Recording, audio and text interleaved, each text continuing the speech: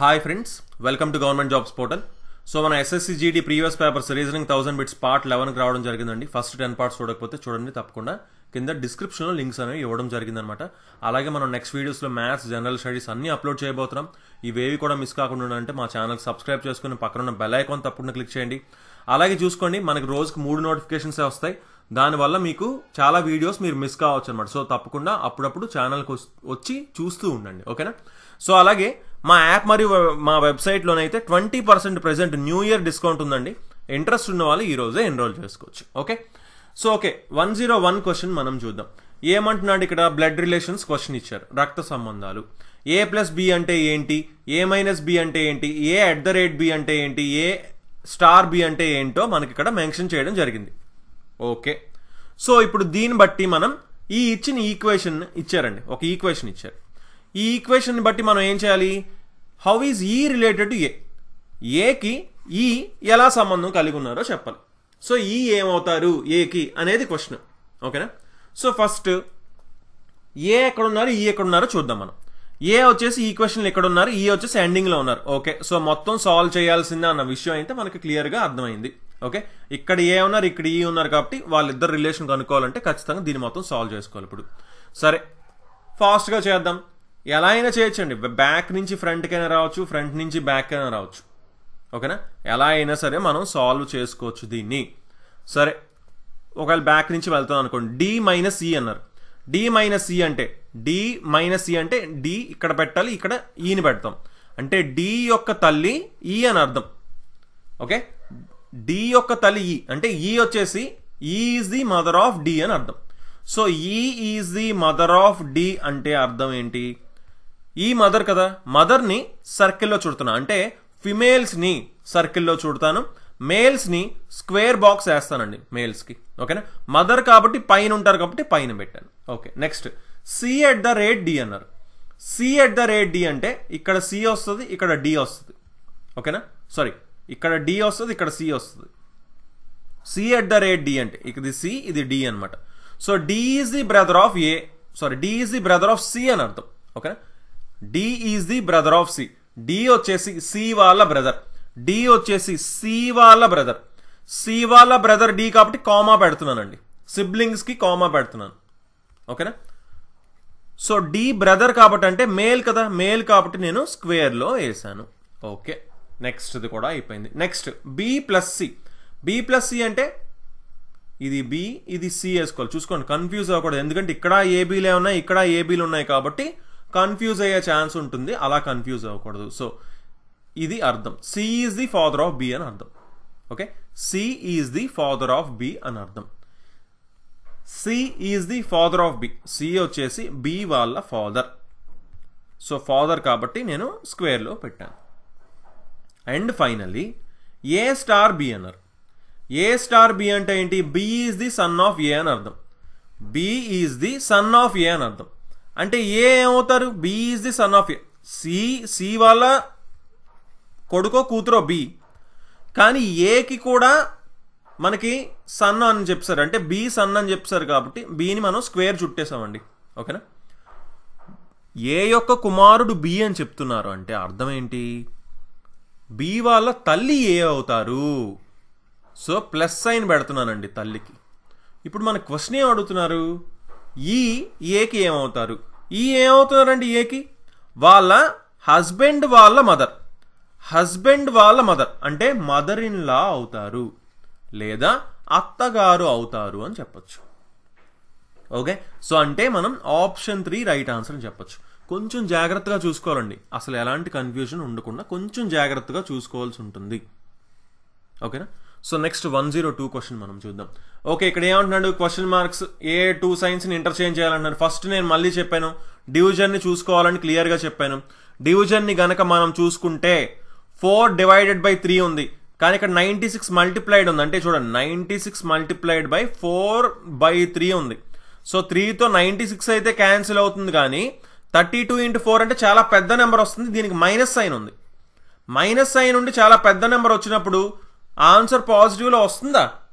రాదు కదా. ఇక్కడ చూడండి 128 దగ్గరికి వెళ్ళిపోయింది, కానీ ఇక్కడ ఏంటి? ఇది 19లోనే ఉంది. సో అది రివర్స్ అయితే ఇది మైనస్ సైన్ ఉండకూడదు ఇక్కడ అన్న విషయం మనకు అర్థం అవుతుంది. ఓకేనా, అంటే -9 మార్చాలి, ఒకటి -9 మార్చాలి, లేదా దీన్ని ఇంత పెద్ద నెంబర్ అవ్వనుకుండా అయినా చేయాలి. అవునా, సో ఇప్పుడు సింపుల్గా చెప్తున్నా చూడండి. ఇప్పుడు ఫర్ ఎగ్జాంపుల్ దీని పెద్ద నెంబర్ అవ్వనుకుండా చేయాలంటే ఒక ఆప్షన్ ఉంది. ఏంటి? ఈ డివిజన్ ఇటు పంపిస్తాం, ఈ మల్టిప్లికేషన్ ఇటు పంపిస్తాం. ఎందుకంటే డివిజన్ని పెద్ద నెంబర్తోని మల్టిప్లికేషన్ని చిన్న నెంబర్తో చేసాం అనుకోండి, అప్పుడు మైనస్ సైన్ తగ్గచ్చు. ఒకసారి చూసేద్దాం ఫాస్ట్గా అది. సో ఇక్కడ డివిజన్, ఇక్కడ మల్టిప్లికేషన్ ఆప్షన్ ఉందో లేదో కూడా చూడండి. ఓకే, ఇక్కడ ఆప్షన్ ఉంది. ఓకే, 96 డివైడెడ్ బై 4 ఎంత అండి మనకి? 24. 24 ఇంటూ 3 ఎంత? 24 ఇంటూ 3 వచ్చేసి 72 అండి. సో ఇది -72 ఉంది. ఇది ఎంత ఉంది? 44 58ని కలిపితే ఎంత వచ్చింది? ఇది 102 వచ్చింది. సో 102లోంచి 72 తీయండి, ఎగ్జాక్ట్గా 30 వచ్చింది. సో అంటే సింపుల్గా ఆప్షన్ 4 ఆన్సర్ అవుతుందని చెప్పొచ్చు. అంటే ఈ డివిజన్ ఇటు మల్టిప్లికేషన్ ఇటు మారిస్తే సరిపోతుందని చెప్పొచ్చు. చూసారా, నేను ఎప్పుడు చెప్తున్నాను ఫస్ట్ అయితే డివిజన్ని చూసుకోండి అని నేను చాలాసార్లు చెప్పానండి ఇప్పుడు. ఓకే, సో నెక్స్ట్ 103 క్వశ్చన్ మనం చూద్దాం. 6 friends MNO, PQ and R are sitting in a straight row facing north. MNO, PQ మరియు R అనే 6 స్నేహితులు ఉత్తరం వైపుగా వరుసలో కూర్చున్నారు. సో పైకి నార్త్ తీసుకుంటే క్లియర్ చూసుకోండి, 6 కూర్చున్నారంట. Exactly 3 people are sitting to the left of N. సరిగ్గా 3 వ్యక్తులు N కి ఎడం వైపు కూర్చున్నారంట. సో ఇప్పుడు చూడండి, 6ని నేను ప్లేస్ చేస్తున్నాను. 1 2 3 4 5 అండ్ ఫైనల్లీ ఇక్కడ 6. సరే, 6 మెంబర్స్ ఉన్నారండి. N కి ఎడం వైపు 3 కూర్చున్నారంట. ఇప్పుడు చూడండి, ఇది లెఫ్ట్ అవుతుంది, ఇది ఎడం అవుతుంది, ఇది రైట్ అవుతుంది. ఓకేనా, సో ఇప్పుడు ఏంటి? N కి ఎడం వైపు 3 ఉండాలంటే N ఇక్కడే కదా కూర్చోవాలి, అప్పుడే కదా ఎడం వైపు 3 ఉంటారు ఇటు పక్క, అంతేనా? సో N ఖచ్చితంగా ఇక్కడే ఉండాలి. Next, O is sitting immediately to the right of N. N యొక్క తక్షణ కుడివైపున O కూర్చున్నారంట. కుడివైపు అంటే ఇటు, కుడివైపు O కూర్చున్నారంట. Okay, very good. ఇది చూసుకోండి, ఇది జస్ట్ నార్త్ డైరెక్షన్ మెన్షన్ చేయడానికి అంతే. వీళ్ళు 6 members. Okay, next, M and P are immediate neighbors of Q such that M is the fourth to the left of O. M ఎక్కడ ఉన్నారంట? ఓకి M and P, M మరియు Pకి తక్షణ పొరుగువారు Q అంట. ఓకి ఎడమ వైపు 4వ స్థానంలో M ఉన్నారంట. ఓకి ఎడమ వైపు 4వ స్థానంలో, ఓకి లెఫ్ట్ సైడ్ 4th ప్లేస్లో M ఉన్నారు. సో ఇది ఫస్ట్, ఇది సెకండ్, ఇది థర్డ్, ఇది ఫోర్త్ ప్లేస్లో M ఉన్నారు. అలాగే ఉన్నారు ఎంకి పీకి మధ్యన Q ఉన్నారంట. M ఇక్కడ ఉన్నప్పుడు ఇంకా ఆటోమేటిక్గా Q ఇక్కడ ఉండి P ఇక్కడ ఉండాలి. అంటే అప్పుడే కదా ఎంకి పీకి మధ్యన పక్కనే ఉండాలంట. Q ఎంకి పీకి మధ్యన ఉండాలి, కానీ రెండింటికి పక్కన ఉండాలి. సో ఎంకి పీకి మధ్యన Q వేసాను. ఇంకా ఫైనల్గా ఎక్కడ ఉన్నారండి? R మిగిలిపోయింది, ఆరే కదా. R ఇక్కడ కూర్చున్నారు. R ఎక్కడ కూర్చున్నారు అంటున్నారు. Second to the left of N. Nకి ఎడం వైపు 2వ స్థానంలో కాదు. Third to the right of P. Pకి 3వ స్థానంలో కుడివైపున, 1 2 3వ స్థానంలో కుడివైపున ఉన్నారు. ఎస్ అంటే ఏం చెప్పొచ్చు?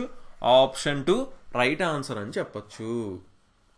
ఓకేనండి, చూసుకోండి, జాగ్రత్తగా చూసుకుంటే చాలా ఈజీగా సాల్వ్ చేయొచ్చు.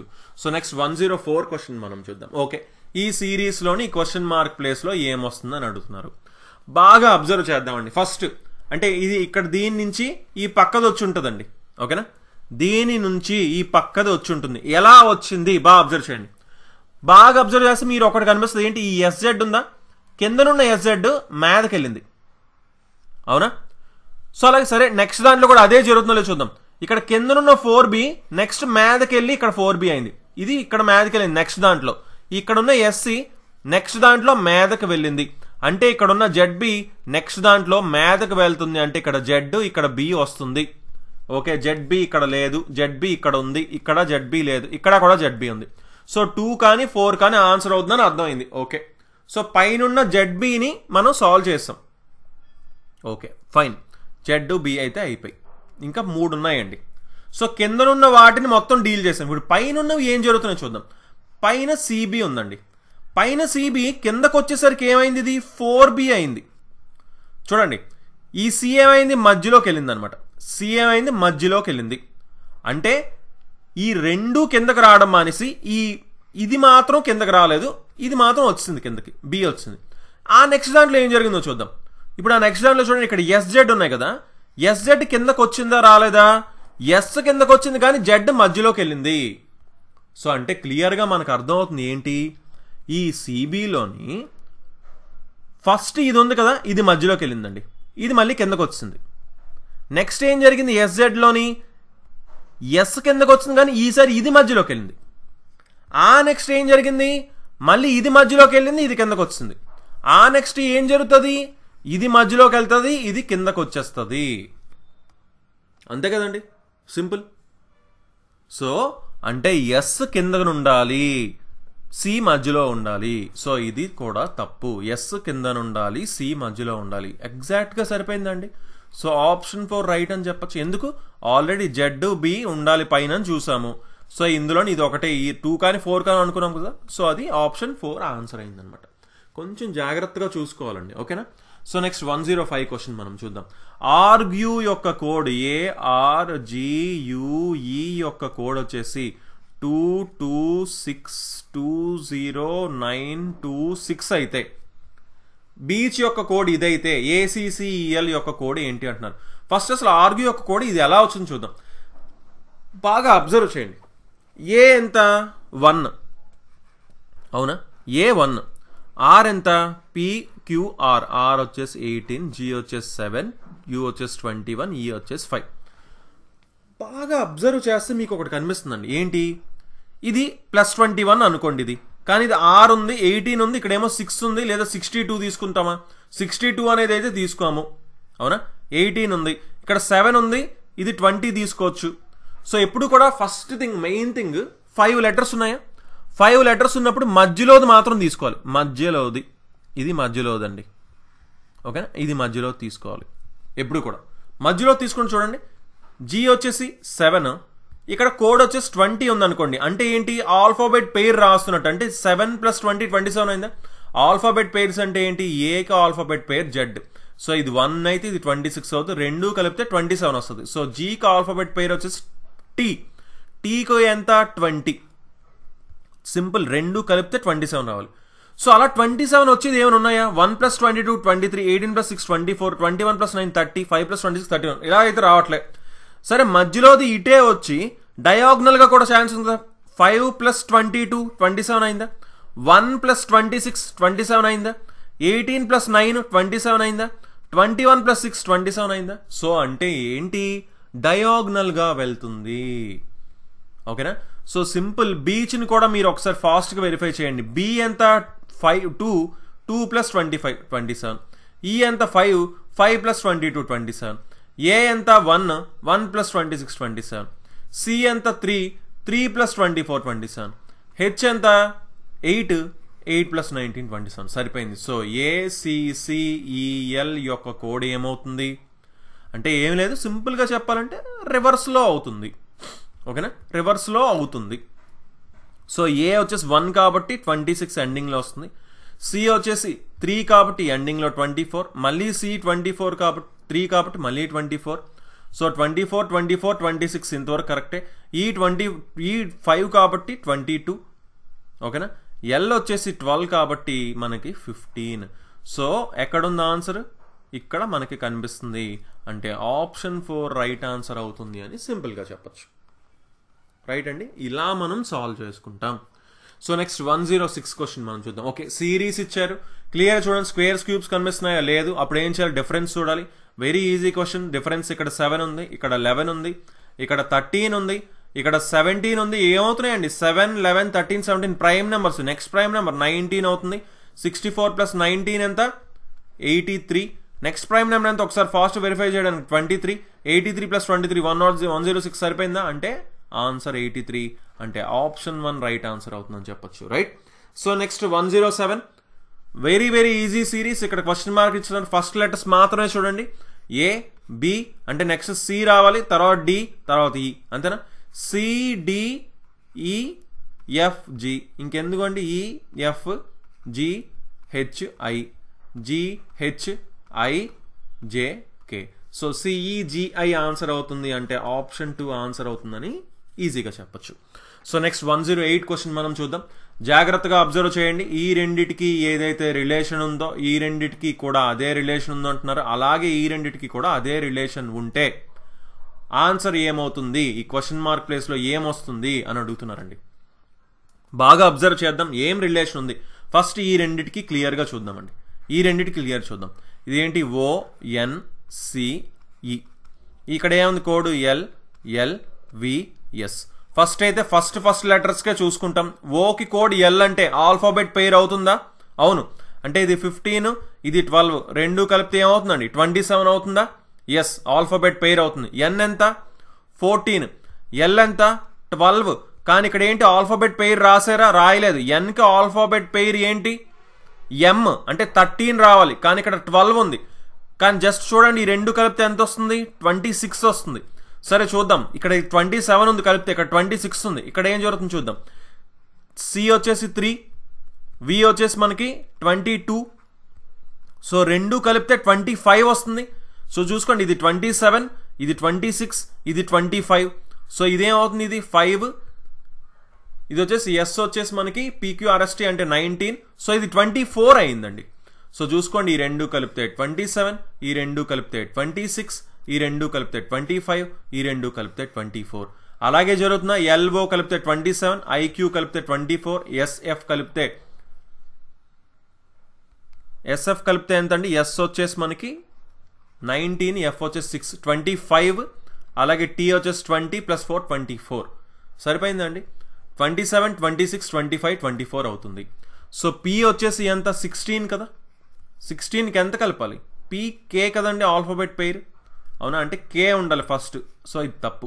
ఓకే, కే అంటే 11 కదా, 27. ఏకి ఆల్ఫాబెట్ పెయిర్ జెడ్, కానీ దాని ముందుది రాయాలి, ఎందుకంటే 26 రావాలి కాబట్టి. అంటే వై రాయాలి అంటే. సో చూసుకోండి, అలాగే అంటే వై కోడ్ ఎంత మనకి? క్లియర్ చూడండి, ఇది 1, ఇది వచ్చేసి వై కోడ్ వచ్చేసి 25. 26 అయింది, సరిపోయిందండి. ఇది 27, ఇది 26 అవ్వాలంటే వై రావాలి ఖచ్చితంగా.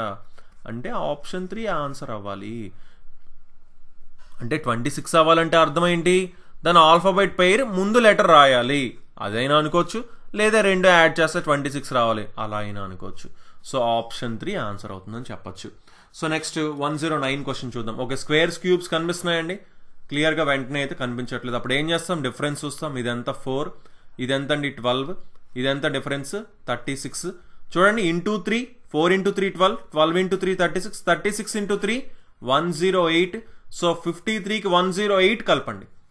53కి 108 కలిపితే మనకి ఏమవుతుంది? 161 అవుతుంది. సో అదే ఆన్సర్ అవుతుంది. అంటే ఆప్షన్ 3 ఆన్సర్ అవుతుంది అని ఈజీగా చెప్పొచ్చు, రైట్? సో నెక్స్ట్ 110 క్వశ్చన్ చూద్దాం మనం. జాగ్రత్తగా చూడండి, ఈ రెండిటికి ఏదైతే రిలేషన్ ఉందో ఈ రెండిటికి కూడా అదే రిలేషన్ ఉందంటున్నారు. అలాగే ఈ రెండిటికి కూడా అదే రిలేషన్ ఉంటుంది. అలా అయితే ఈ క్వశ్చన్ మార్క్ ప్లేస్లో ఏమొస్తుంది అంటున్నారు. సో ఫస్ట్ అబ్జర్వ్ చేయండి, హెచ్ నుంచి ఎస్ ఎలా వచ్చి ఉంటుంది? Alphabet pair. ఐ నుంచి జీ ఎలా వచ్చిందండి? జీ హెచ్ఐ అంటే ఇదేంటి? -2 అయింది. జీ నుంచి ఆర్ ఎలా వచ్చింది అనేది పక్కన పెడదాం. హెచ్ నుంచి జే ఎలా వచ్చింది? +2 అయింది.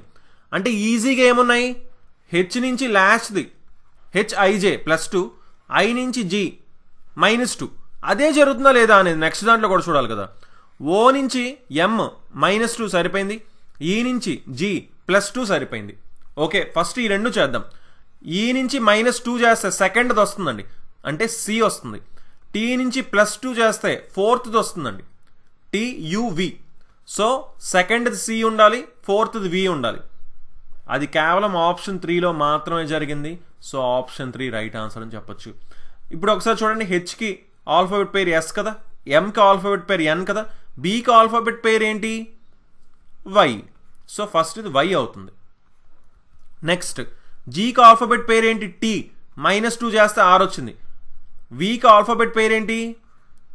వీకి ఆల్ఫాబెట్ పేరు ఈ. -2 చేస్తే సి వచ్చింది. సో ఏకి ఆల్ఫాబెట్ పేరు ఏంటి? జెడ్. -2 చేస్తే మనకి ఎక్స్ వస్తుంది. సరిపోయిందండి. అంటే జస్ట్ చెప్తున్నాను అనమాట, అవి ఎలా వచ్చాయో అనేది క్లియర్గా చెప్తున్నాను అంతే. ఓకేనండి. సో ఓకే గైస్, మనం నెక్స్ట్ వీడియోస్లో మరిన్ని వీడియోస్ అయితే చూద్దాం. సో తప్పకుండా ఇవేవి కూడా మిస్ కాకుండా ఉండాలంటే మా ఛానల్కి సబ్స్క్రైబ్ చేసుకుని పక్కన ఉన్న బెల్ ఐకాన్ తప్పకుండా క్లిక్ చేయండి. So okay then, thanks for watching and have a nice day. Bye.